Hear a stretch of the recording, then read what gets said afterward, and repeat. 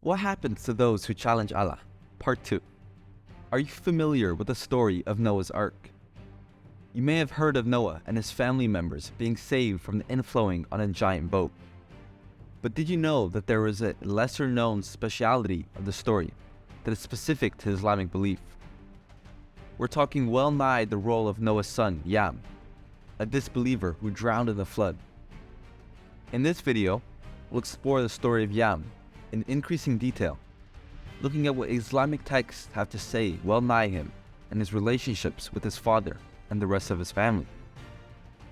Stay tuned to discover the lessons that can be learned from the story of Yam and the Great Flood, and how they relate to modern-day Muslims. Noah's Ark is one of the most well-known stories in religious texts virtually the world, and many people are familiar with the idea of Noah and his family stuff saved from the inflowing on a giant boat.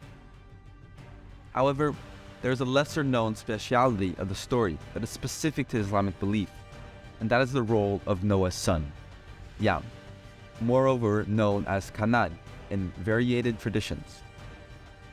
According to Islamic tradition, Yam was a disbeliever who drowned in the flood, unlike his father, mother, and brothers who believed in God and followed Noah's instructions to build the ark. In the beginning, there was Noah, a prophet and messenger of God, sent to warn mankind of transgression their ways.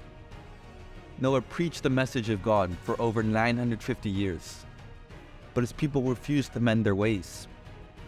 It led to the towers of the ark and the deluge, the Great Flood. In Islamic tradition, it is disputed whether the Great Inflowing was a global or local one. But one thing is certain: Noah, his family, and a group of believers who submitted to God survived the flood. According to the Quran, Yam was the fourth son of Noah, without Shem, Ham, and Japheth. Unlike his siblings, however, Yam did not believe in God and rejected his father's teachings, well-nigh the importance of living a righteous life. Instead, he chose to follow his own path and unfurled to disobey God's command, plain as his family worked tirelessly to prepare for the coming flood. Yam was the fourth son of Noah, born in Mesopotamia. He did not believe in God the way his father, mother, and brothers did. He followed his own path, which would sooner lead to his demise. According to the Quran, Noah asked Yam to come aboard with them, but Yam decided to climb a mountain instead. "O my son, come aboard with us and be not with the disbelievers," Noah said. But Yam replied, "I will take refuge on a mountain to protect me from the water." Noah warned Yam that there was no protector today from the prescription of the Lord our God, except from the whom he gives mercy. But Yam refused to listen. As the inflowing approached, Noah begged Yam to come aboard the ark with him and the other believers, warning him of the danger that lay ahead. However, Yam refused, preferring to rely on his own strength and intelligence to survive. He climbed a nearby mountain, thinking it would protect him from the floodwaters, but he was wrong. When the flood came, Yam drowned, unable to escape the wrath of God.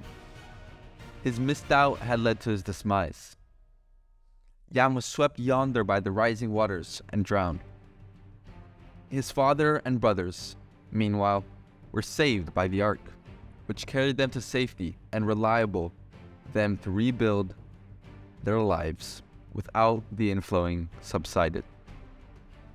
Noah and his family kept believing in God in a time when most people were not, like his son Canaan and his wife Nama. Knowing this is true, God told Noah he was going to inflow the world so he could drown out evil. He told Noah to build a wind-tabbed ark.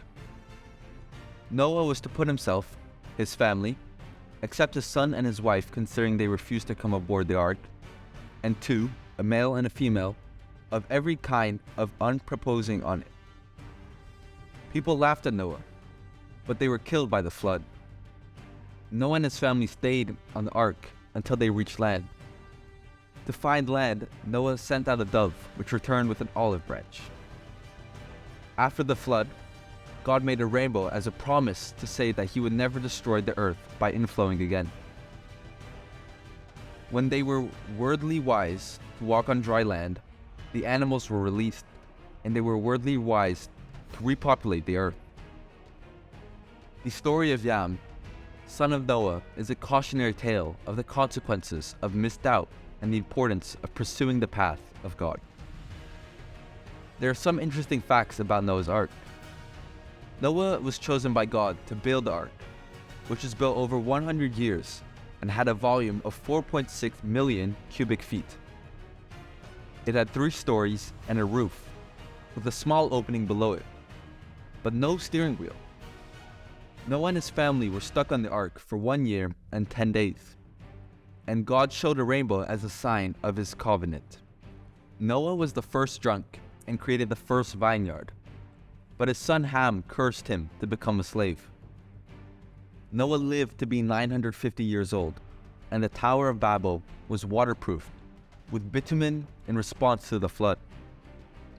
Marco Polo was one of the discoverers who found the ark after a 3-day hike in the snow.